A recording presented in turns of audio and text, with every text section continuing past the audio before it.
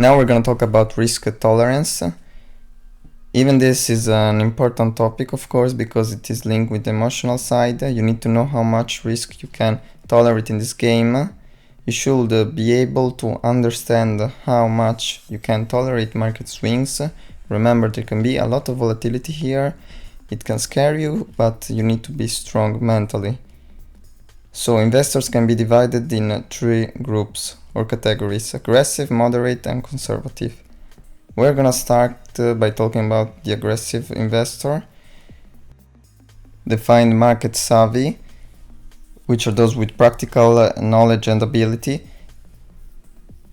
They purchase highly volatile companies and options that can expire worthless. So they try to receive high returns through high risk. Next we have the moderate investors who accept risk, but in this case they have a time horizon up to 10 years. Of course, they risk a little bit less. They invest in mutual funds, bonds, and dividend stocks other than stocks. They can be in the middle, so the medium risk is perfect for them. Conservative investors tend to avoid volatility. This one are retirees who spend their life building a portfolio, so they are of course in the section of low risk.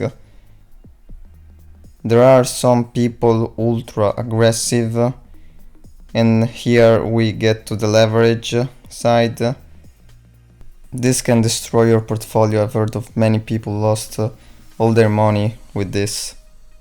In this case, you borrow capital to invest more than you can afford. And yeah, fees are higher here. Also, you never know what can happen. It can trigger your brain to invest more and more and to lose all of your money. And the broker will cut your position if you are losing all the money. Nevertheless, stay relaxed, don't let those words scare you. Overall consideration, I think I'm in the middle between aggressive and moderate, as I try to invest a lot in stocks. I try to invest to gain a huge market cap growth, but I think you should not be scared if you did the research and you worked hard.